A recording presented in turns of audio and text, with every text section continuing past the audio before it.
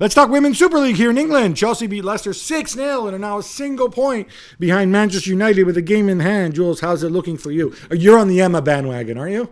I mean, it's looking good for them. I would have rather Arsenal to win it, of course, but it's looking good for them. The game in hand is against West Ham away.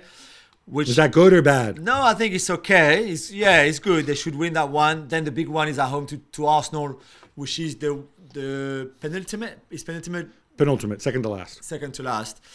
Game of the season for them in what has been an incredible season. I know we mentioned it a little bit briefly in a few shows ago, but the race for the title with Arsenal at some point, with Manchester United, with City doing really well as well domestically, and Chelsea, of course, at some point were in for trouble. Now it's only a double. It's still be great. So, I mean, good luck to them. They certainly look in impressive form right now. Here's a question. So there's 12 teams in the Women's Super League, right? Which means that they play each other home and away, and they end up playing 22 games in a season. Yeah. I'm assuming there's only 12 teams because they don't.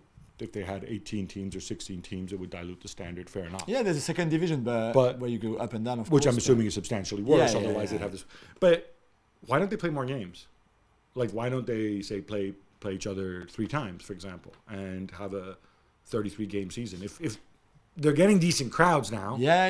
That's a good I mean, it's question. not like the fixture list is so congested.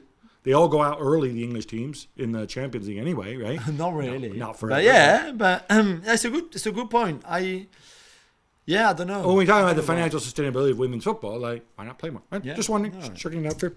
The Greek Cup final between AEK Athens and PAOK is due to be played on May 24th, Gab.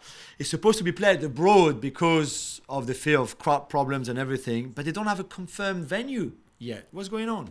This is a weird one. It's pretty embarrassing. I don't think you should ever have a cup final abroad, especially because you decide this ahead of time.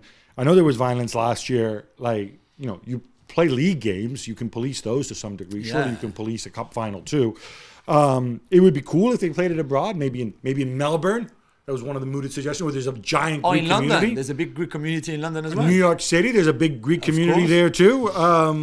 But they don't have a confirmed venue. I'm assuming they need to figure something out. I think it would be horrendous if they played this behind closed doors. Yeah. Thanks so much for watching ESPN on YouTube. And for more sports highlights and analysis, be sure to download the ESPN app. And for premium content and live streaming, subscribe to ESPN Plus.